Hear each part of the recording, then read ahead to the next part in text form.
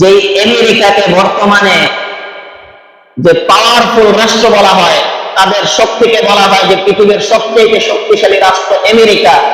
সেই আমেরিকা 20 বছর যাবৎ মুসলমানদের সাথে এইরকম সংগ্রাম করতেছিল, মুসলমানদের বিরুদ্ধে ষড়যন্ত্র করতেছিল, কিন্তু আল্লাহ পাক রব্বুল আলামিন দেখাই দিলেন যে পৃথিবীর পাওয়ার শক্তি এটা আল্লাহর দ্বীনের কাছে, খেলাফত ব্যবস্থার কাছে, মুজাহিদদের কাছে এই পাওয়ার দুনিয়ার কিছুই না, ঠিক কিনা বলেন? কাজেই আজকে যে সকল অপশক্তিগুলো তারা মাথা চারা দিয়ে উঠতেছে, তাদেরকেও বলতে চাই সূরাতুন নাসর থেকে শিক্ষা গ্রহণ করুন। ইযা জাআ নাসরুল্লাহি ওয়াল ফাত, যখন আল্লাহর সাহায্য আর বিজয় আসবে, তখন এই দুনিয়ার জালেম বলেন আর যেই সমস্ত চরিত্র বলেন না কেন, ওই আমেরিকার পাওয়ার শক্তি যেমনি ভাবে তালেবানদের হাতে পরাজয় বরণ করতে বাধ্য হয়েছে, ঠিক অনুরূপ ভাবে এই পৃথিবীর মধ্যে আবার কালিমার পতাকা উঠবে। যেই দিন খেলাফত ব্যবস্থা প্রতিষ্ঠা হবে, ওই দিন দেখবেন এই পৃথিবীর তাগত শক্তি জালেম যারাই বলেন না কেন, তারা এই মুসলমানদের ভয়ে তরতর করে কাঁপতে বাধ্য থাকবে, ঠিক কিনা বলেন? দিন ইসলামের আলো মিডিয়া, সত্য ও ন্যায়ের সন্ধানে। আউযু বিল্লাহি মিনাশ শাইতানির রাজীম। বিসমিল্লাহির রাহমানির রাহিম। ইযা জাআ নাসরুল্লাহি ওয়াল ফাত ورأيت الناس يدخلون في دين الله أفواجا فسبح بحمد ربك واستغفره إنه كان توابا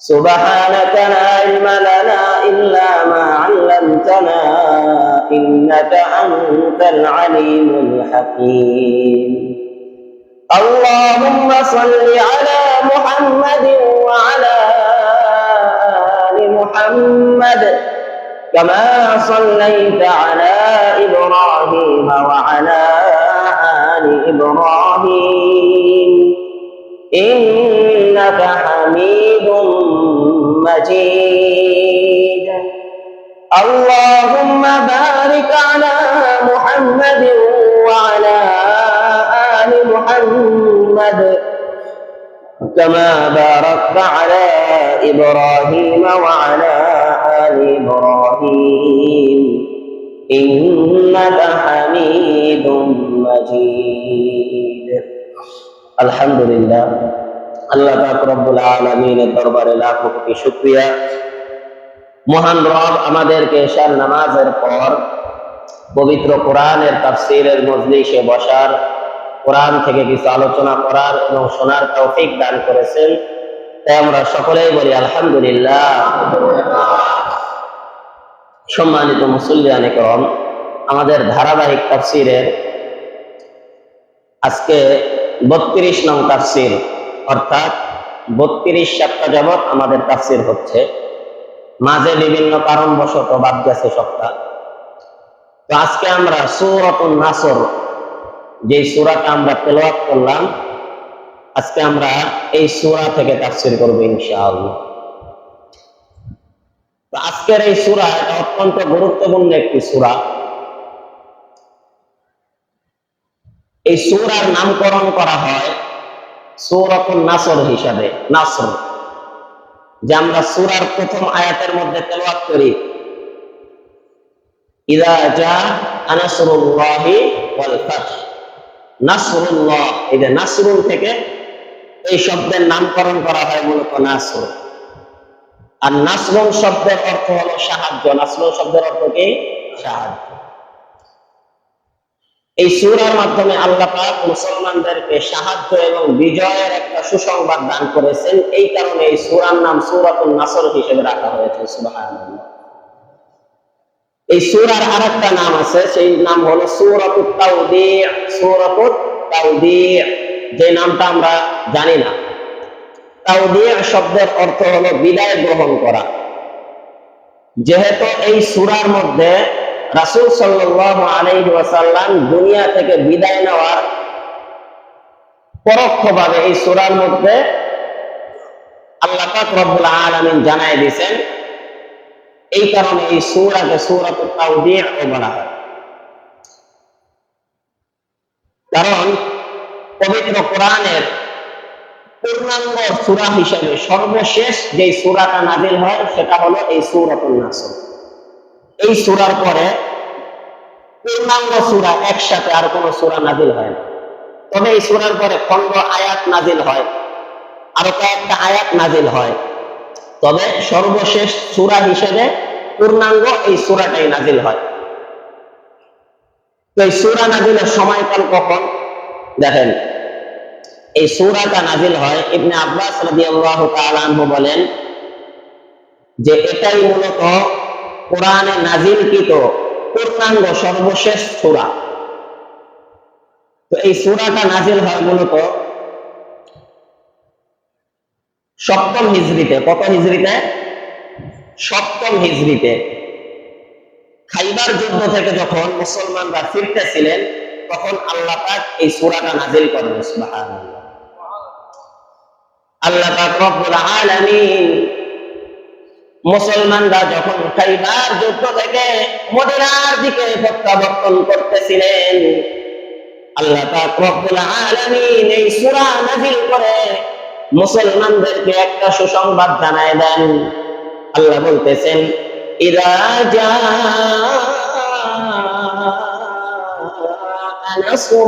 নাসরুল্লাহি ওয়াল ফাত।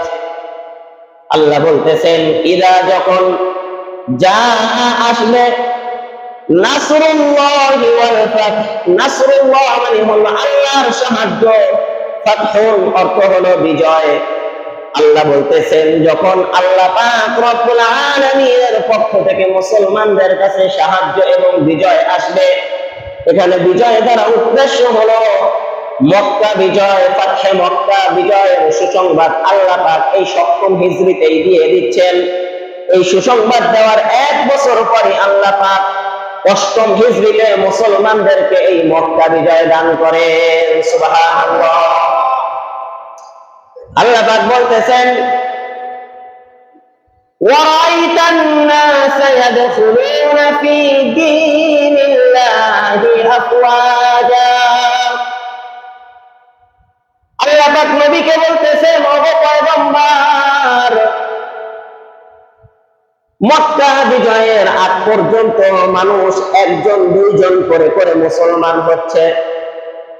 কেউ গোপনে মুসলমান হচ্ছে, আবার অনেকে মুসলমান হওয়ার পরেও মক্কার কাফেরদের ভয়ে তাদের ঈমানের বিষয়টা প্রকাশ করতে পারে না।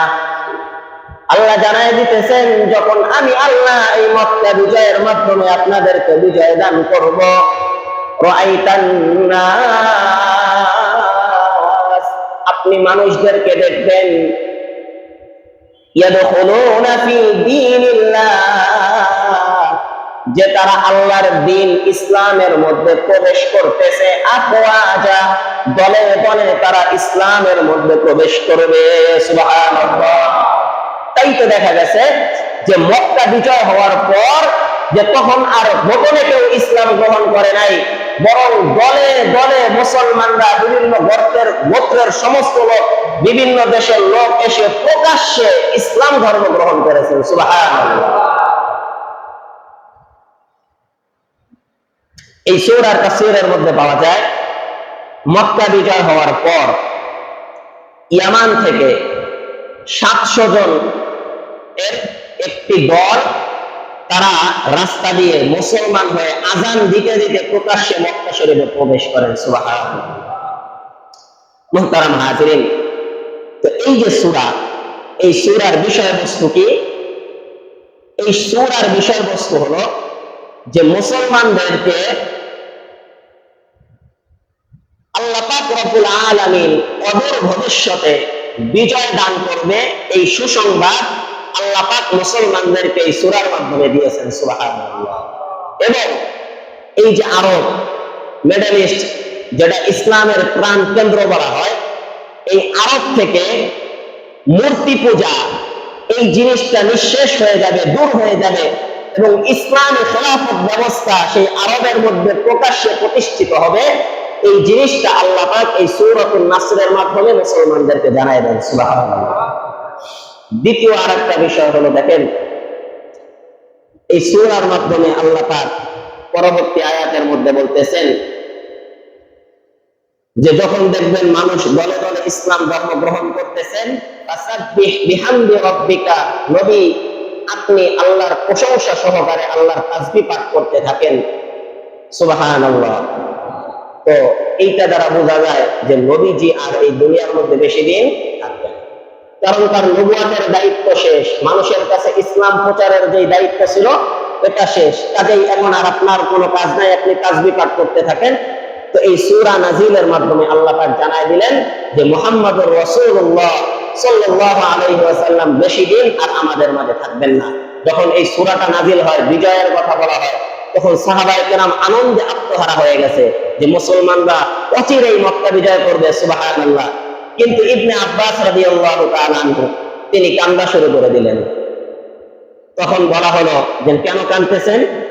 তখন ইবনে আব্বাস বলতেছেন, যদিও এই সূরার মধ্যে বিজয়ের কথা বলা হয়েছে, কিন্তু এই সূরার মধ্যে পরোক্ষভাবে একটা বিষয় আছে, সেটা হলো বিশ্বনবী সাল্লাল্লাহু আলাইহি ওয়াসাল্লাম আমাদের মাঝে আর বেশি দিন থাকবেন না। তো ইবনে আব্বাস রাদিয়াল্লাহু তাআলা আনহু এই বিষয়টা কিভাবে বুঝলেন?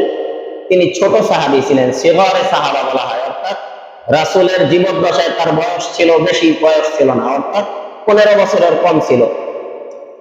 তো ইবনে আব্বাস রাদিয়াল্লাহু তাআলা আনহু সম্পর্কে রাসূল দোয়া করেছিলেন যে আল্লাহুম্মা ফাক্কিহহু ইলমাল কিতাব, যে আল্লাহ তাকে তুমি এই কোরআনের জ্ঞান দান করো এবং দ্বীনের ব্যুৎপত্তি তুমি তাকে দান করো। সুবহানাল্লাহ। এই কারণে মুফাসসিরিন যেই সকল সাহাবীরা ছিল, মুফাসসির কোরআনের ব্যাখ্যা সম্পর্কে ভালো জানতেন, তাদের মধ্যে অন্যতম একজন ছিলেন এই আব্বাস রাদিয়াল্লাহু তাআলা আনহু। আব্বাস রাদিয়াল্লাহু তাআলা আনহু এই বিষয়টা বুঝে ফেললেন। তো দেখেন, এই যে খাইবার যুদ্ধের পর মুসলমানরা যখন মদিনায় ফিরেছিলেন, তখন আল্লাহ পাক এই সূরাটা নাজিল করেন। তো খাইবার যুদ্ধ মূলত কবে সংঘটিত হয়? 7ম হিজরিতে জমাদুল উলা মাসে। এই খাইবার যুদ্ধ সংঘটিত হওয়ার কারণ কি? আজকে কয়েকটা যুদ্ধ সম্পর্কে আলোচনা হবে। এই খাইবার যুদ্ধ, এরপরে ফাতহে মক্কা, মুসলমানদের ঐতিহাসিক বিজয়ের দৃশ্যটা কেমন ছিল, যে এই বিষয়টা যদি আমরা জানতে পারি তাহলে এটা আমাদের হৃদয়ের মধ্যে আমাদের ঈমানকে জাগ্রত করার ক্ষেত্রে সহায়ক হবে। ঠিক কিনা বলেন? মুহতারাম হাজিরিন, খাইবার দেখেন, খাইবার ছিল মূলত একটা জায়গার নাম। তো মুসলমানরা যখন মদিনায় বসবাস করতেন, তখন মদিনায় ইহুদিরা ছিল, বনু নজির গোত্রের ইহুদিরা। আর ইসলামের সবচেয়ে বেশি ক্ষতি করছে এই ইহুদি জাতিরা। দেখেন, আমরা তো শুধু চিন্তা করি কিভাবে আমরা আমাদের টাকা পয়সা বাড়ানো যায়, দুনিয়ার দিক থেকে আমরা উন্নতি অগ্রগতির পথে অগ্রসর হতে পারি, এই চিন্তা করি। কিন্তু ইহুদি খ্রিস্টানরা তাদের প্রত্যেকটা কাজের ক্ষেত্রে তাদের চিন্তা থাকে এই রকম যে মুসলমানদের কিভাবে নিঃশেষ করা যায়, এই চিন্তা তারা সবসময় লালন করে। তো মদিনার মধ্যে এই বনু নজির গোত্র থেকে তারা মুসলমানদেরকে ধ্বংস করার সবসময় চিন্তা করত। আল্লাহর হাবিব সাল্লাল্লাহু আলাইহি ওয়াসাল্লাম এই মদিনা থেকে বনু নজির গোত্রকে বাইর করে দেয়, বহিষ্কার করে, যে ইসলামের এই শত্রুরা মূলত এই মদিনার পবিত্র ভূমিতে তারা থাকতে পারবে না। রাসূল তাদেরকে বের করে দেয়। তো বের করে দেওয়ার পর তারা এই মদিনার পাশেই এই যে খাইবার বললাম, এই খাইবার নামক স্থানে গিয়ে সেখানে তারা ঘাঁটি স্থাপন করে। ঘাঁটি স্থাপন করার পর রাসূল সাল্লাল্লাহু আলাইহি ওয়াসাল্লাম জানতে পারলো যে আগে মদিনায় থেকে ইহুদিরা ষড়যন্ত্র করত, এখন তারা ওই খাইবারের ওই জায়গা থেকে মুসলমানদের বিরুদ্ধে ষড়যন্ত্র করে। তো রাসূল সাল্লাল্লাহু আলাইহি ওয়াসাল্লাম চিন্তা করলেন, না, এই ইহুদিদেরকে এই খাইবারেও থাকতে দেওয়া যাবে না। তখন আল্লাহর হাবিব সাল্লাল্লাহু আলাইহি ওয়াসাল্লাম 1600 সাহাবায়ে কেরামকে নিয়ে খাইবারের উদ্দেশ্যে রওনা দেয়। তো খাইবারের উদ্দেশ্যে রওনা দেওয়ার পর, সেখানে যাওয়ার পর এই ইহুদিদেরকে চারদিক থেকে ঘিরে ফেলে। ঘেরার পর এই খাইবার মুসলমানরা বিজয় লাভ করে। সুবহানাল্লাহ। কিভাবে বিজয় লাভ করে? এই খাইবার যুদ্ধের কমান্ডার ছিলেন হযরত আলী রাদিয়াল্লাহু তাআলা আনহু। খাইবারের বিজেতা মূলত আলী রাদিয়াল্লাহু তাআলা আনহুকে বলা হয়। কেন বলা হয়? যে খাইবারের যে মূল ফটক, এই ফটক 70 জন সাহাবায়ে কেরাম মিলে এই দরজা খুলতে পারে না। কিন্তু যখন দেখলো খুলতে পারে না, আলী রাদিয়াল্লাহু তাআলা আনহুর মধ্যে আল্লাহ পাক এমন শক্তি দিলেন যে আলী রাদিয়াল্লাহু তাআলা আনহু খাইবারের দরজা এক হাত দিয়ে ধরে এইরকম ভাবে নিক্ষেপ করেন যে 20 হাত ধরে গিয়ে সেই দরজা পড়ে যায়। সুবহানাল্লাহ। পরবর্তীতে দেখা গেল যে 70 জন সাহাবী মিলেও কি সেই দরজা উঠাইতে পারে না, আর হযরত আলী রাদিয়াল্লাহু তাআলা আনহু এক হাতে সেই দরজা ধরে দূরে নিক্ষেপ করেন। সুবহানাল্লাহ। তো এইভাবে খাইবার বিজয় করার পর সেখানে আর যুদ্ধ হয় নাই, বরং ইহুদিরা যখন দেখলো যে মুসলমানদের সাথে আমাদের পারার কোনো সুযোগ নেই, তখন তারা সন্ধির প্রস্তাব করলো। কি সন্ধি? মুসলমানরা তাদেরকে 2টা প্রস্তাব দেয়। কি প্রস্তাব? যে তোমরা যদি এই খাইবারে থাকতে চাও তাহলে 1 নাম্বার শর্ত হলো এই যে এই খাইবারে থেকে মুসলমানরা যখনই চাইবে তোমাদেরকে এই খাইবার থেকে বের করে দিতে পারবে, যদি এই শর্ত মানো তাহলে তোমরা থাকতে পারবে। এটা তার উদ্দেশ্য কি? যে ঠিক আছে তোমাদেরকে অনুগ্রহ করে থাকতে দিলাম, পরবর্তীতে যদি তোমাদের থেকে কোনো এইরকম সংবাদ পাই যে ইসলামের বিরুদ্ধে তোমরা ষড়যন্ত্র করতেছো, তাহলে তোমাদেরকে এই খাইবার থেকে উৎখাত করে দেওয়া হবে। তারা মানতে রাজি হলো। 2 নাম্বার, যে তোমরা এই খাইবারে থেকে যেই সকল ফসল উৎপাদন করবা, তোমাদের উৎপাদিত ফসলের একটা অংশ মুসলমানদেরকে জিজিয়া হিসেবে দেওয়া লাগবে। যে মুসলমানদেরকে তোমরা এখানে ট্যাক্স দিয়ে তারপরে তোমাদেরকে থাকতে হবে, যদি এই জিনিসটা তোমরা করতে পারো তাহলে থাকতে পারবা। তো তারা এই প্রস্তাবে রাজি হওয়ার পর খাইবারের ইহুদিরা থাকে, মুসলমানরা আবার মদিনার দিকে চলে আসে। তো এই যে আসার সময় তখন আল্লাহ পাক রব্বুল আলামিন এই সূরাটা নাজিল করে দেয় যে অচিরেই মুসলমানরা বিজয় লাভ করবে। সুবহানাল্লাহ। তো এই সূরাটা এখন নাজিল কেন করলেন? দেখেন, এই খাইবার যুদ্ধ সংগঠিত হয় 7ম হিজরিতে। কত হিজরিতে? 7ম। এই 7ম হিজরির আগে 6ষ্ঠ হিজরিতে আল্লাহর হাবিব সাল্লাল্লাহু আলাইহি ওয়াসাল্লাম চিন্তা করলেন যে মক্কা থেকে 6 বছর হয়ে গেছে মদিনায় আসছি, অনেক দিন হয়েছে মক্কায় যাই না, যাই কাবা ঘর একটু জিয়ারত করে আসি। তো এই নিয়তে রাসূল সাল্লাল্লাহু আলাইহি ওয়াসাল্লাম সাহাবায়ে কেরামদেরকে নিয়ে মক্কার উদ্দেশ্যে রওনা দিলেন। দেওয়ার পর আমরা হুদাইবিয়ার সন্ধি জানি না, এই হুদাইবিয়া নামক স্থানে যাওয়ার পর মক্কার কাফেররা মুসলমানদেরকে বাধা দিল যে তোমরা মক্কায় প্রবেশ করতে পারবে না। তো এখানে লম্বা ঘটনা হুদাইবিয়া। তখন মুসলমানদের মাঝে আর কাফেরদের মাঝে একটা সন্ধি চুক্তি হয়, সেই সন্ধি চুক্তি কি? যে সন্ধি চুক্তির একটা ছিল এই যে মুসলমানরা এই বছর আর হজ করতে যেতে পারবে না, তারা মদিনায় ফিরে যাবে। পরবর্তী বছর মুসলমানরা এসে হজ করবে, উমরা পালন করবে। তবে শর্ত হলো মুসলমানরা সাথে কোনো অস্ত্র আনতে পারবে না। ঠিক আছে, মাইনা নিলাম। এরপরে 10 বছরের একটা চুক্তি হয়। কয় বছরের?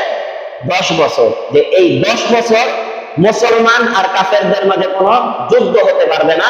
এই 10 বছর তারা একটা শান্তি চুক্তি স্থাপন করে। ঠিক আছে, মাইনা নিলাম।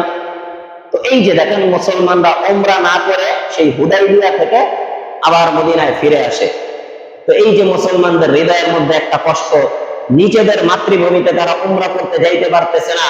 তো যখন হুদাইবিয়া বিজয় করলেন, আল্লাহ পাক রব্বুল আলামিন সেই পথে সূরাতুন নাসর নাযিল করে জানায় দিলেন, হে নবী, যে দুঃখ কষ্ট করার কোনো কারণ নাই, যেই আপনার মাতৃভূমিতে আপনাকে উমরা করতে যেই কাফেররা ঢুকতে দেয় নাই, আমি আল্লাহ পাক সূরাতুন নাসর নাযিল করে আপনাদেরকে জানায় দিলাম এই 7ম হিজরি, অচিরেই 8ম হিজরিতে আমি আল্লাহ পাক এই মক্কার দায়িত্ব এবং এই মক্কার কর্তৃত্ব মুসলমানদের হাতে আমি দান করব। সুবহানাল্লাহ। তখন সাহাবায়ে কেরাম খুশিতে আত্মহারা হয়ে গেলেন। তো এবার দেখেন, তো মক্কার মধ্যে যে মুসলমানরা বিজয়ের জন্য গেলেন, এর কারণ কি?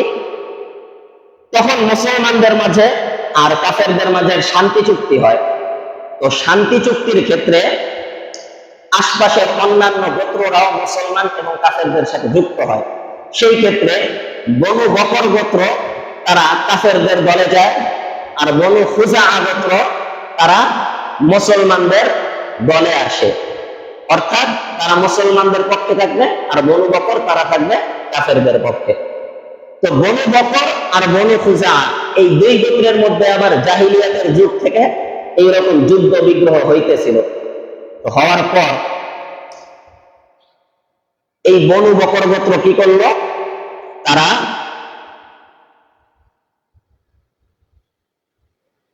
এই সন্ধি ভাঙ্গা ফেলাইল।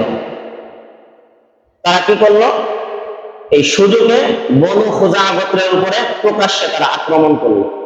তো এই যে সন্ধি প্রস্তাব তারা ভাঙছে কিনা বলেন? ভাঙছে না। অথচ সন্ধি ছিল কি 10 বছর পর্যন্ত কোনো যুদ্ধ হইতে পারবে না, অথচ 2 বছর অতিবাহিত হওয়ার আগেই বনু বকর গোত্র তারা বনু খুজা গোত্রের উপর আক্রমণ করে। দেখেন, আক্রমণ করার পর ওইদিকে মক্কার কাফেরের কিছু লিডার তারা আবার মুখের মধ্যে কাপড় বাইদা তারা ওই বনু বকর গোত্রের সাথে যুক্ত হয়ে বনু খুজা গোত্রের উপর হত্যাকাণ্ডের এইরকম ষড়যন্ত্র চালায়। ষড়যন্ত্র চালানোর পর দেখেন, যখন হত্যাকাণ্ড চালায় তখন বনু খুজা গোত্র তারা কাবা ঘরের মধ্যে মসজিদুল হারামে চলে গেছে। যে মসজিদুল হারাম সম্পর্কে বলা হয় এটা হলো নিরাপদ, যে কোনো ডাকাতও যদি হারামের মধ্যে দেখে সেখানে তাকে শাস্তি দেওয়া হবে না, কারণ এটা হলো সম্মানিত স্থান। সেইখানে যাওয়ার পরে তারা বনু বকর গোত্রের কাছে মাপ চাইতেছিল যে আমাদেরকে, যে তোমরা হত্যাকাণ্ড বন্ধ করো। এরপরে তারা বলতেছিল আল্লাহর দোহাই লাগে আমাদেরকে তোমরা হত্যা করো না। তখন বনু বকর গোত্র তারা উত্তর দিয়েছিল যে আল্লাহ আবার কে, নাউজুবিল্লাহ বলেন। এইরকম তাদের উপর নারী শিশুদেরকে চরম ভাবে তাদের উপর হত্যাকাণ্ড এরকম চালায়। হত্যাকাণ্ড চালানোর পর তখন এই বনু খুজা গোত্রের 40 জন ব্যক্তি তারা মদিনায় আসে। আসার পর তাদের মধ্য থেকে আমর ইবনে সালেম তিনি রাসূল সাল্লাল্লাহু আলাইহি ওয়াসাল্লামের কাছে এই সম্পূর্ণ বিষয়টা তুলে ধরেন যে আমরা আপনাদের পক্ষে ছিলাম, আপনাদের সাথে চুক্তিতে আবদ্ধ ছিলাম, অথচ এই কাফেররা 2 বছর না যেতেই আমাদের উপর আক্রমণ করে বসে। তখন এই বিষয়টা শুনে আল্লাহর হাবিব সাল্লাল্লাহু আলাইহি ওয়াসাল্লামের প্রচন্ড রাগ হয়। তখন আল্লাহর হাবিব সাল্লাল্লাহু আলাইহি ওয়াসাল্লাম সিদ্ধান্ত নিলেন যে না, ওরা যেহেতু সন্ধি ভেঙেছে, ওরা যেহেতু আগে থেকেই এই 10 বছরের চুক্তি রক্ষা করে নাই, কাজেই আমরা মক্কা বিজয়ের উদ্দেশ্যে রওনা দিব। সুবহানাল্লাহ। তো আল্লাহর হাবিব সাল্লাল্লাহু আলাইহি ওয়াসাল্লাম এই বিষয়টা গোপন রেখেছিলেন যে এই বিষয়টা কাউকে জানানো যাবে না যে রাসূল সাল্লাল্লাহু আলাইহি ওয়াসাল্লাম যে মক্কায় যাবেন মক্কা শরীফ বিজয় করতে, এটা একটা যুদ্ধের কৌশল। তো সেই ক্ষেত্রে নবীজি কি করেছে, 8 জনের একটা সৈন্য দল তাদেরকে আরেক জায়গায় পাঠাইছে। তখন মানুষ মনে করবে, গোয়েন্দা বিভাগ আছে, তারা মনে করবে যে হয়তো ওই দিকে নবীজি যুদ্ধে গিয়ে শরীক হবে। তো তাদের মনোনিবেশ যখন ওই দিকে যাবে আর নবীজি এই দিকে মক্কা শরীফে চলে যাবেন, এই কৌশলটা অবলম্বন করেন। সুবহানাল্লাহ। তো এই কৌশল অবলম্বন করার পর তো বিষয়টা যখন গোপন রাখা হয়, তখন হয় কি, মুসলমানদের মধ্য থেকে একজন তিনি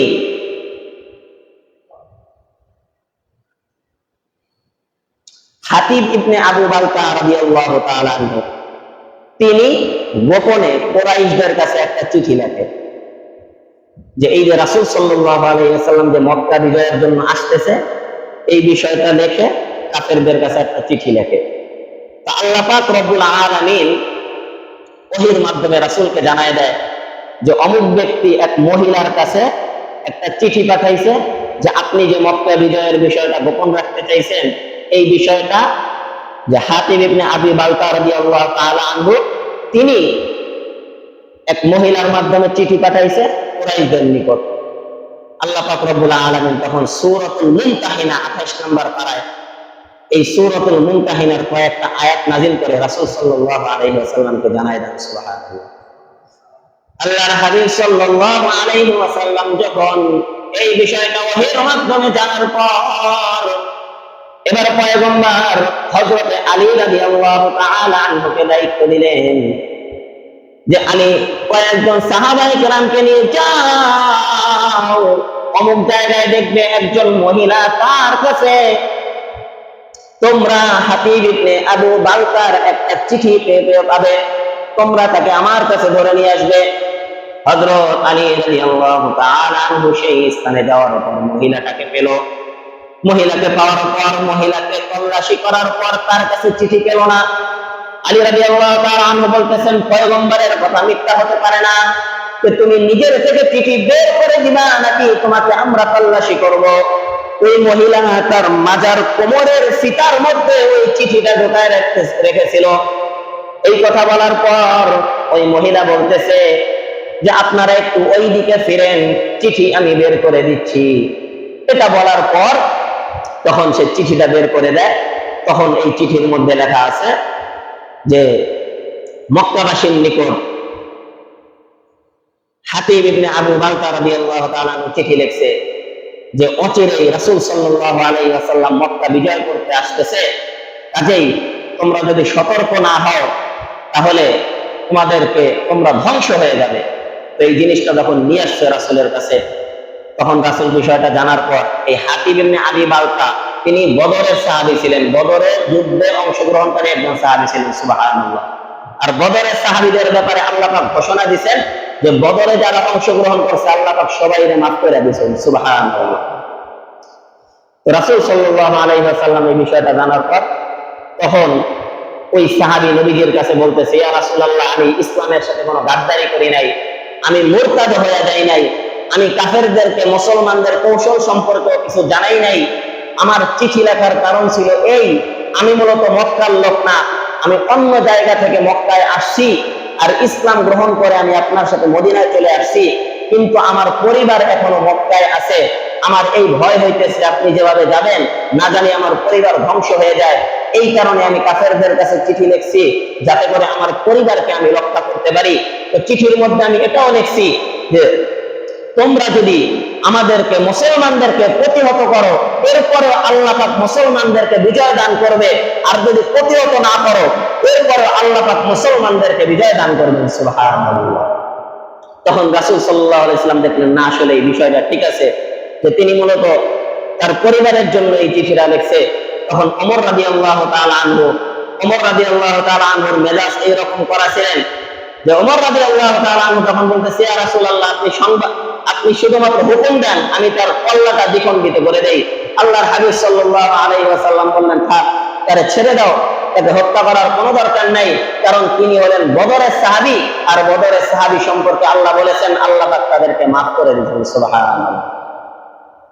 তো এই যে থাকার পর এরপরে মুসলমানরা 7ম হিজরির 8ম হিজরির রমজান মাসের 10ই রমজান মক্কার উদ্দেশ্যে রওনা দেয়। মুসলমানদের সৈন্যবাহিনীর সংখ্যা ছিল 10,000। কয় হাজার? 10,000 সৈন্যবাহিনী নিয়ে মুসলমানরা রওনা দেয়। রওনা দেওয়ার পর এই মুসলমান বাহিনী যখন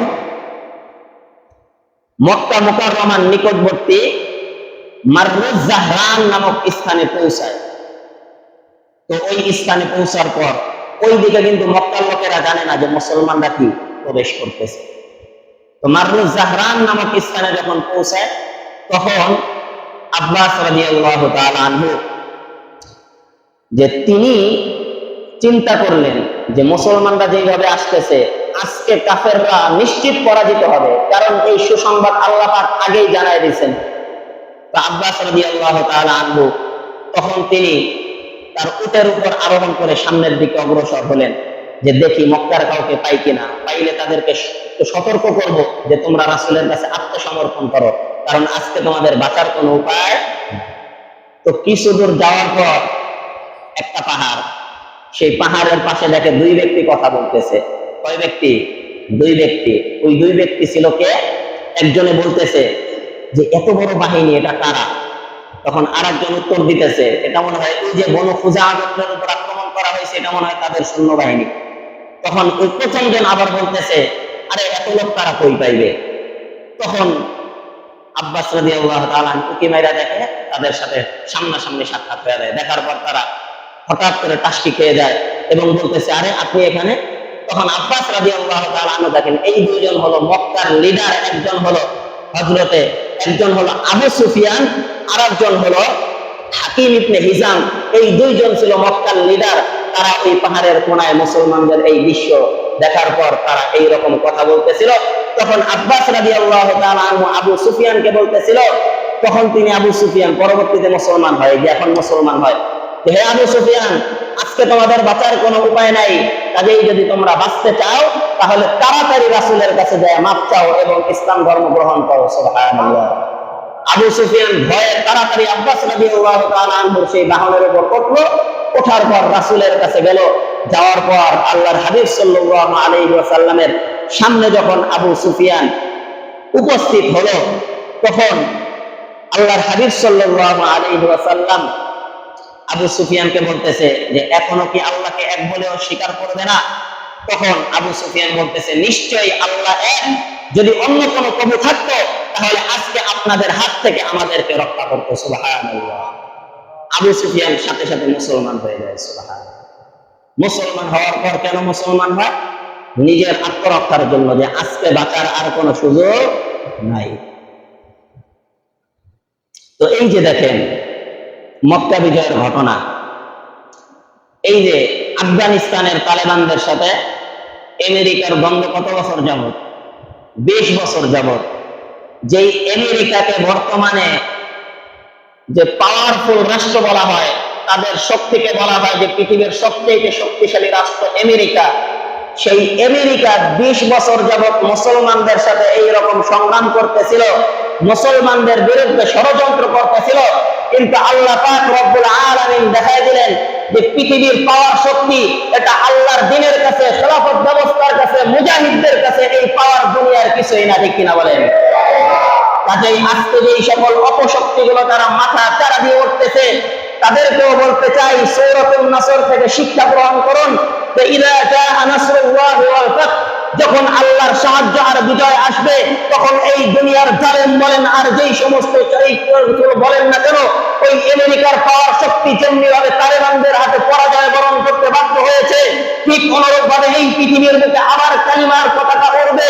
যেই দিন খেলাফত ব্যবস্থা প্রতিষ্ঠা হবে ওই দিন দেখবেন এই পৃথিবীর তাগত শক্তি জালেম যারাই বলেন না কেন, তারা এই মুসলমানদের ভয়ে থরথর করে কাঁপতে বাধ্য থাকবে। ঠিক কিনা বলেন?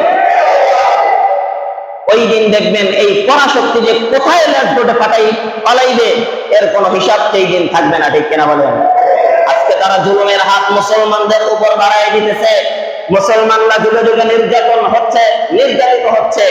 মুসলমান বাঁচলেও দাম, মরলেও দাম। জালেমের হাতে নির্যাতিত হয়ে মুসলমান যদি মারা যায় আল্লাহ পাক তাকে শাহাদাতের মর্যাদা দান করেন। সুবহানাল্লাহ। এর চাইতে বড় পাওয়া আর কিছু আছে বলেন? না। শহীদের মর্যাদা কি? একজন শহীদ, সমস্ত মৃত্যুতে কষ্ট আছে কিন্তু শাহাদাতের মৃত্যুতে কোনো কষ্ট নাই। আল্লাহ পাক শহীদদেরকে কাল কিয়ামতের ময়দানে বিনা হিসাবে জান্নাত দান করবেন। সুবহানাল্লাহ। একজন শহীদ যারা আজকে রক্তাক্ত অবস্থায় তাদেরকে কবর দেওয়া হয়, এই রক্ত নিয়ে তারা কিয়ামতের ময়দানে উঠবে। ওঠার পর আল্লাহর হাবিব সাল্লাল্লাহু আলাইহি ওয়াসাল্লাম হাদিসের মধ্যে বলেন, এই শহীদরা তাদেরকে যেই ব্যক্তি হত্যা করতেছে ওই শহীদ তার চুলের মুঠি ধরে আল্লাহর আরশের কাছে নিয়ে যাইবে। আল্লাহ পাক রব্বুল আলামিন কোরআনের মধ্যে জানায় দিয়েছেন, যে ব্যক্তি কোনো মুমিনকে স্বেচ্ছায় জুলুম করে হত্যা করবে তার ঠিকানা হলো ওই জাহান্নাম। আর যে ব্যক্তি মাজলুম অবস্থায় শাহাদাত বরণ করবে আল্লাহ পাক বলেন তার ঠিকানা হলো আল্লাহর ওই জান্নাত। সুবহানাল্লাহ। কাজেই হতাশ হওয়ার কোনো কারণ নাই। আল্লাহর বিজয় অবশ্যই আসবে। আসবে কি আসবে না বলেন? আসবে, অবশ্যই আসবে। কাজেই মুসলমানদের শক্তি মূলত এই দুনিয়ার বুলেট বোমার উপরে নয়, বরং মুসলমানদের শক্তি হলো এই ঈমানের শক্তি। ঠিক কিনা বলেন? কারণ বদরের যুদ্ধে আল্লাহ তাআলা দেখায় দিয়েছে 1000 সশস্ত্র বাহিনীর মোকাবেলায় মাত্র 313 জন নিরস্ত্র বাহিনীকে আল্লাহ পাক বিজয় দান করার মাধ্যমে এটাই দেখিয়ে দিয়েছে, ও মুসলমান, তোমরা কখনো দুনিয়ার জনবল শক্তির উপর, দুনিয়ার উপকরণের উপরে তোমরা নির্ভর করবে না, বরং তোমাদের তাওয়াক্কুল ভরসা থাকবে আল্লাহর উপর। আল্লাহর উপরে যদি তোমরা ভরসা করতে পারো তাহলে আজ থেকে 1450 বছর পূর্বে আমি আল্লাহ যেমনি ভাবে 1000-এর মোকাবেলায় 313 জনকে বিজয় দান করেছি, কাল কিয়ামত পর্যন্ত যদি তোমাদের তাওয়াক্কুল ওই রকম বদরের সাহাবীদের মতো থাকে তাহলে আমি আল্লাহ পাক রব্বুল আলামিন এই জামানায় এই মুসলিম মুসলমানদেরকে এই লক্ষ লক্ষ জালেমদের বিরুদ্ধে আমি আল্লাহ বিজয় দান করবো। ঠিক কিনা বলে? কাজেই মুসলমান কখনো হতাশ হওয়ার কোনো কারণ নাই। মুহতারাম হাজিরিন, তো আবু সুফিয়ান যখন ওইখানে চলে আসলো, আসার পর এবার আল্লাহর হাবিব সাল্লাল্লাহু আলাইহি ওয়াসাল্লাম তিনি মক্কার যে প্রধান ফটক, সেই মূল ফটক দিয়ে সাহাবায়ে কেরামদেরকে নিয়ে প্রবেশ করতেছেন। আর খালিদ বিন ওয়ালিদ রাদিয়াল্লাহু তাআলা আনহুকে দায়িত্ব দিলেন যে আপনি ওই মক্কার পিছনের ফটক দিয়ে প্রবেশ করবেন, জানি কোন কাফের এখান থেকে পালিয়ে যেতে না পারে। তখন রাসূল সাল্লাল্লাহু আলাইহি ওয়াসাল্লাম প্রবেশ করলেন। তো ওই দিকে যখন খালিদ বিন ওয়ালিদ রাদিয়াল্লাহু তাআলা আনহু প্রবেশ করলেন, তখন কিছু দুষ্ট লোক থাকে না, তারা যুদ্ধ করতে চাইল। করার পর সেখানে সংঘর্ষে দেখা গেল যে কাফেরদের 27 থেকে 28 জন কাফের নিহত হয়, আর মুসলমানদের মাত্র 2 জন শাহাদাত বরণ করেন। তো এতটুকুই মাত্র যুদ্ধ হয়। আল্লাহর হাবিব সাল্লাল্লাহু আলাইহি ওয়াসাল্লাম যখন মক্কায় গেলেন, যাওয়ার পর রাসূলের মাথায় ছিল কালো পাগড়ি। কি পাগড়ি ছিল? কালো পাগড়ি। রাসূল সাল্লাল্লাহু আলাইহি ওয়াসাল্লাম দেখেন, রাসূল আমাদেরকে কি শিক্ষা দেন যে অন্যান্য রাজা বাদশারা যদি কোনো শহর বিজয় করে এইরকম ভাবে যায় না, কিন্তু রাসূল সাল্লাল্লাহু আলাইহি ওয়াসাল্লাম ওই রকম ভাবে না, বরং নম্র ভাবে, ওই রকম বুক টান করেও না, বরং স্বাভাবিক ভাবে, এইরকম কেমন যেন বাস সফর করে কেউ আসছে, স্বাভাবিক ভাবে মক্কার মধ্যে প্রবেশ করলেন। সুবহানাল্লাহ। রাসূল সাল্লাল্লাহু আলাইহি ওয়াসাল্লাম যখন মক্কার মধ্যে প্রবেশ করলেন, তখন মক্কার কাফেররা ভয়ে থরথর করে কাঁপতেছিল। তো দেখেন, আজ থেকে 8 বছর আগে যেই রাসূলকে কাফেররা পাথর নিক্ষেপ করেছিল, মক্কার কাফেররা রাসূল যখন হিজরতের জন্য বের হয়েছিলেন, তখন ঘোষণা দিয়েছিল যে মুহাম্মদকে জীবিত অথবা মৃত যারা আমাদের কাছে ধরে আনতে পারবে তাদেরকে অনেক পুরস্কার দেওয়া হবে। এই সকল বড় বড় কাফেররা সেইখানে ছিল। এবং উহুদ, বদর, এই সমস্ত বড় বড় জিহাদের মধ্যে যে সকল কাফেররা মুসলমানদের বিরুদ্ধে যুদ্ধ করেছে, এই সকল কাফেররাও ওই সময় সেখানে ছিল। তো আমি আপনি যদি এরকম হইতাম, তাহলে দুইটাই কি করতাম বলেন তো? আগে সবগুলারে ধর, এরপরে কি মাথাগুলা ফালা করতাম, কি করতাম না বলেন? একটা আছে না যে ওরা 8 বছর যাবত আমাদের উপর জুলুম করছে, এখন মক্কা বিজয় করছে, আগে এইগুলার ধর, এর ফাঁসির মধ্যে চড়া, এরপরে বাকি কাজগুলো হবে, ঠিক কিনা বলেন? কিন্তু আল্লাহর হাবিব সাল্লাল্লাহু আলাইহি ওয়াসাল্লাম যে রহমতের নবী, রহমাতুল লিল আলামিন, দয়ার নবী, মায়ার নবী, তিনি তার এই রহমতের এই একটা নিদর্শন এই মক্কা বিজয়ের দিন রাখলেন। আল্লাহর হাবিব সেখানে প্রবেশ করে বললেন, যে ব্যক্তি এখন অস্ত্র ফেলে দিবে সে ব্যক্তি নিরাপদ, তাকে হত্যা করা হবে না। সুবহানাল্লাহ। যে ব্যক্তি এই কাবা গৃহের মধ্যে প্রবেশ করবে তাকেও হত্যা করা হবে না। যে ব্যক্তি নিজ গৃহের মধ্যে বসে থাকবে, অর্থাৎ আমাদেরকে প্রতিরোধ করতে বা প্রতিহত করার জন্য এগিয়ে আসবে না, তারাও আজকে নিরাপদ, তাদেরকে হত্যা করা হবে না। এরপরে রাসূল বলতেছে, যে সকল ব্যক্তিরা এখানে আহত অবস্থায় আছে তারাও আজকে নিরাপদ, নারী এবং শিশু তারাও নিরাপদ, এবং যারা এখান থেকে মুসলমানদের ভয়ে পালায়ন করবে তাদেরকেও ধাওয়া করে হত্যা করা হবে না।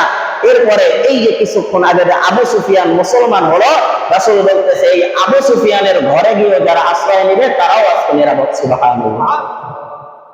অর্থাৎ কেমন সুযোগ আল্লাহর হাবিব সাল্লাল্লাহু আলাইহি ওয়াসাল্লাম কাফেরদেরকে দিয়েছে যে তোরা আমাদের উপর এত জুলুম করছো, এরপর আজকে তোদেরকে সুযোগ দিতেছি যে এই সুযোগ পাওয়ার পরও তোরা যদি ইসলামের উপর ফিরে আসোস।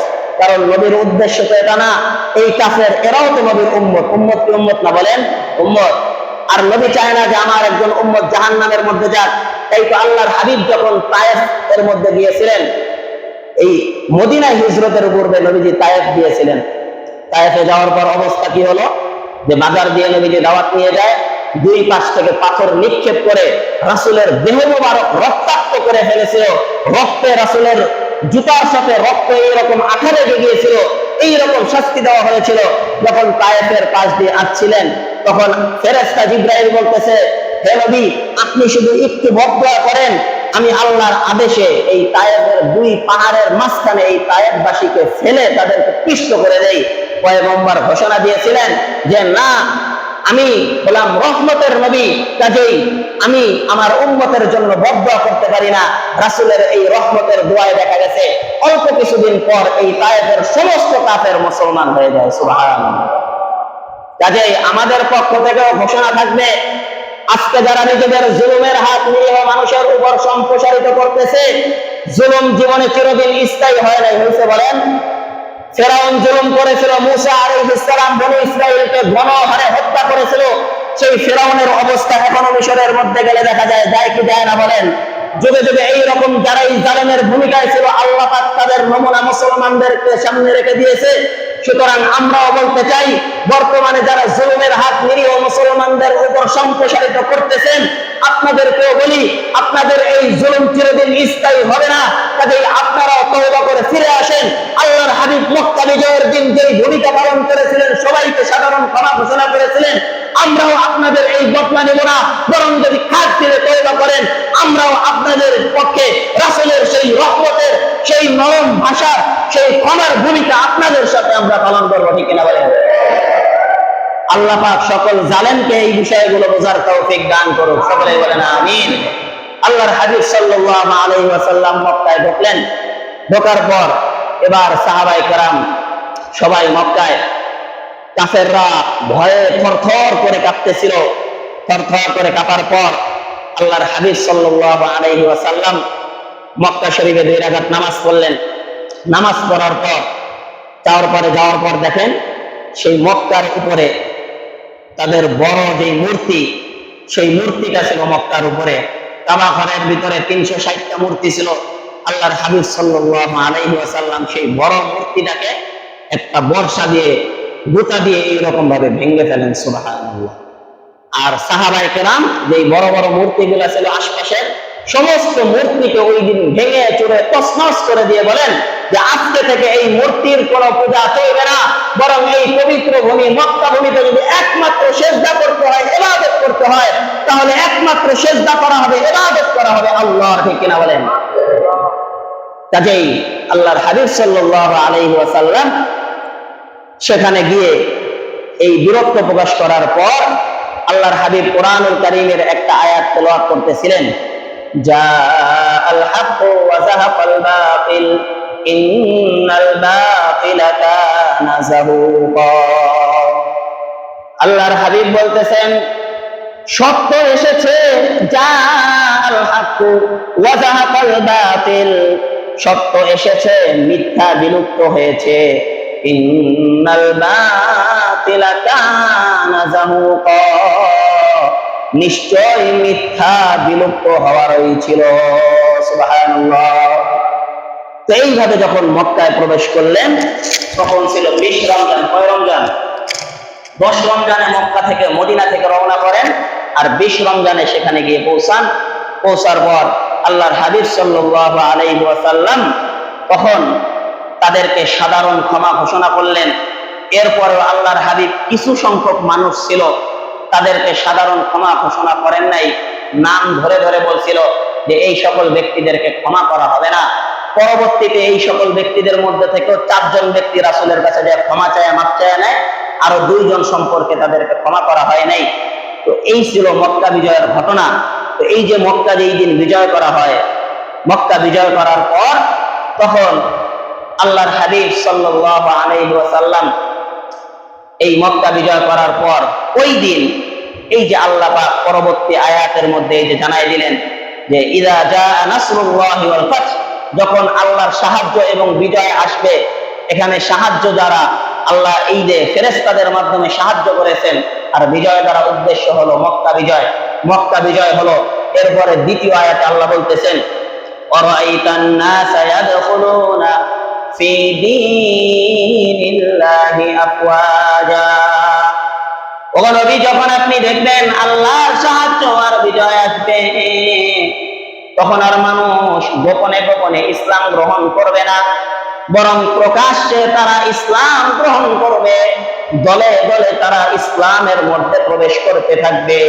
তো মক্কা বিজয় হওয়ার পর দেখা গেল ওই দিন ইয়ামান থেকে 700 জনের একটা দল, তারা প্রকাশ্যে আযান দিতে দিতে, তাকবীর দিতে দিতে মক্কায় এসে রাসূলের হাতে ইসলাম গ্রহণ করে মুসলমান হয়ে যায়। সুবহানাল্লাহ।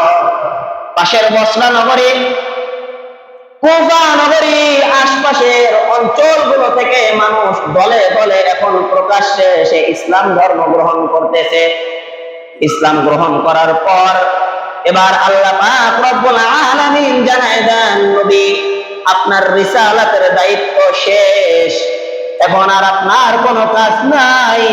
নবী আপনার এখন কাজ হলো ফাসাব্বিহ বিহামদি রাব্বিকা ওয়াস্তাগফির, যে সুতরাং আপনি ফাসাব্বিহ বিহামদি রাব্বিকা, আপনার রবের প্রশংসা সহকারে তার তাসবিহ গুলো পাঠ করতে থাকেন, ওয়াস্তাগফির, এবং আল্লাহর কাছে ক্ষমা প্রার্থনা করতে থাকেন, ইন্নাহু কানা তাওয়াবা, নিশ্চয় আল্লাহ পাক রব্বুল আলামিন তওবা কবুলকারী। সুবহানাল্লাহ। এই আয়াত থেকে আমাদের শিক্ষা কি দেখেন, সমস্ত নবী হলেন মাসুম। সমস্ত নবী কি, তাদের কোনো গুনাহ নাই। তাহলে আল্লাহ যে আয়াতের মধ্যে নবীকে বললেন আল্লাহর কাছে ক্ষমা চান, তো ক্ষমা তো ওই ব্যক্তিকেই চাইতে বলা হয় যে অপরাধী, ঠিক না বলেন? এর উত্তর হলো আল্লাহ পাক রব্বুল আলামিন এই আয়াতে আল্লাহর কাছে ক্ষমা চাওয়ার মাধ্যমে আল্লাহ পাক শিখায় দিলেন যে নবী, এটা আপনার উম্মতকে আপনি শিখায় দেন তারা যেন আল্লাহর কাছে এইরকম ক্ষমা চাইতে পারেন। সুবহানাল্লাহ। তো আল্লাহ হাবিব সাল্লাল্লাহু আলাইহি ওয়াসাল্লাম এই আয়াত নাযিল হওয়ার পর আম্মা জান আয়েশা রাদিয়াল্লাহু তাআলা আনহা বলেন যে আল্লাহর হাবিব সাল্লাল্লাহু আলাইহি ওয়াসাল্লাম এই আয়াত নাযিল হওয়ার পর, এই সূরাটা নাযিল হওয়ার পর প্রত্যেক ফরজ নামাজের পর সুবহানাকা রব্বানা ওয়া বিহামদিকা আল্লাহুম্মা গফিরলি, এই দোয়াটা পাঠ করতেন। বলেন কি, সুবহানাকা রব্বানা আল্লাহ ওয়া বিহামদিকা আল্লাহুম্মা গফিরলি, অর্থাৎ সুবহানাকা রব্বানা, হে আমার রব আপনি পবিত্র, ওয়া বিহামদিকা, এবং সমস্ত প্রশংসা আপনার জন্য, আল্লাহুম্মা গফিরলি, আল্লাহ আপনি আমাকে ক্ষমা করে দেন। সুবহানাল্লাহ। তো আল্লাহর হাবিব প্রত্যেক নামাজের পর এই দোয়াটা পাঠ করতেন। এরপরে উম্মে সালমা রাদিয়াল্লাহু তাআলা আনহা বলেন যে আল্লাহর হাবিব সাল্লাল্লাহু আলাইহি ওয়াসাল্লাম এই সূরা নাযিল হওয়ার পর প্রত্যেক ওঠা বসায়, অর্থাৎ সব সময় তিনি একটা দোয়া করতেন, সেটা হলো সুবহানাল্লাহি ওয়া বিহামদিহি আস্তাগফিরুল্লাহ ওয়া আতুবু ইলাইহি। কি বলতেন? সুবহানাল্লাহি ওয়া বিহামদিহি আস্তাগফিরুল্লাহ ওয়া আতুবু ইলাইহি। সুবহানাল্লাহি ওয়া বিহামদিহি মানে কি, যে সমস্ত প্রশংসা সহকারে আল্লাহর প্রশংসা আমি জ্ঞাপন করতেছি, সুবহানাল্লাহ আল্লাহ পবিত্র, বিহামদিহি তার প্রশংসা সহকারে, আস্তাগফিরুল্লাহ ওয়া আতুবু ইলাইহি আমি আল্লাহর কাছে মাফ চাই, ওয়া আতুবু ইলাইহি এবং তার কাছে আমি তওবা করতেছি। নবীজি এই দোয়াটা সব সময় করতেন। সুবহানাল্লাহ। আর আবু হুরায়রা রাদিয়াল্লাহু তাআলা আনহু বলেন যে এই সূরা নাযিল হওয়ার পর আল্লাহর হাবিব সাল্লাল্লাহু আলাইহি ওয়াসাল্লাম যে আপ্রাণ চেষ্টা সহকারে ইবাদতের মধ্যে মনোনিবেশ থাকতেন, অর্থাৎ আগের চাইতে ইবাদত আরো বেশি বাড়ায় দিতেন। এরপরে দেখা যেত যে রাসূল সাল্লাল্লাহু আলাইহি ওয়াসাল্লাম এর পা দয়, এই পা এই পরিমাণ তিনি ইবাদত করতেন যে পা দুইটা ফুলে যেত। সুবহানাল্লাহ। এর দ্বারা বোঝা যায় যে নবীজি বেশি বেশি দীর্ঘ সময় দাঁড়িয়ে কি করতেন? নামাজ পড়তেন, যার কারণে পার মধ্যে রস নেমে যেত আর এই পা কি হয়ে যেত? ফুলে যেত। তো আল্লাহর হাবিব সাল্লাল্লাহু আলাইহি ওয়াসাল্লাম এই আল্লাহর প্রশংসা সহকারে এই তাসবিহ গুলো এরপরে পাঠ করা শুরু করে দিয়েছেন। সুবহানাল্লাহ। তো আল্লাহ পাক রব্বুল আলামিন আমাদেরকে এই সূরার মাধ্যমে এই শিক্ষা দিলেন যে মুসলমানদের সাহায্য এবং বিজয় অবশ্যই আসবে, সেটা আল্লাহ পাক দেখায় দিয়েছেন। যখন বিজয় আসবে তখন মানুষ দলে দলে ইসলামের মধ্যে প্রবেশ করতে থাকবে, তখন নবীজি আপনার দায়িত্ব কি? আপনি যখন আল্লাহর তাসবিহ এবং প্রশংসা বেশি বেশি পাঠ করতে থাকেন, তো এখানে নবীজির হায়াত শেষ হয়ে যাওয়ার একটা ইঙ্গিত পাওয়া যায়। কাজেই এই সূরা থেকে আমাদের শিক্ষা হলো এই, দেখেন একজন যুবক মানুষ, ওই ব্যক্তি আশা করে, শেষ এতটুকু শুনে যাই আমরা, যুবক মানুষ আশা করে যে আমি বৃদ্ধ হওয়া পর্যন্ত হায়াত পাবো, আশা করে না বলেন? কিন্তু হায়াত সে বৃদ্ধ হওয়া পর্যন্ত পায় কি পায় না এটা জানেন কে? কিন্তু একজন বৃদ্ধ মানুষ, তার কি আর আশা থাকে? সে জানে যে আজ হোক কাল হোক যে কোনো সময় মারা যাইতে পারি। তো এই কারণে আমাদের আমল হলো, দেখেন সর্বদা মৃত্যুর কথা স্মরণ থেকে, যে নবীজিকে যখন মৃত্যুর কথা স্মরণ করায় দিলেন আল্লাহ, তখন বেশি বেশি তার তাসবিহ, তার প্রশংসা এবং ইস্তেগফার পাঠ করা, এটা আল্লাহ শিখাই দিলেন উম্মতের জন্য, যে উম্মত সর্বদা তোমরা মৃত্যুর কথা স্মরণ করো, আর মৃত্যুর সময় ঘনিয়ে আসলে বেশি বেশি আল্লাহর জিকির, আল্লাহর তাসবিহ, আল্লাহর কাছে মাফ চাইবা, আল্লাহর কাছে ক্ষমা চাইবা, তওবা করবা। এইভাবে যদি জিন্দেগি যাপন করতে পারি, তাহলে আশা করা যায় আমাদের মৃত্যুটা ঈমানের অবস্থা হবে। সুবহানাল্লাহ। কাজে এই তাসবিহগুলো পাঠ করবো তো ইনশাআল্লাহ।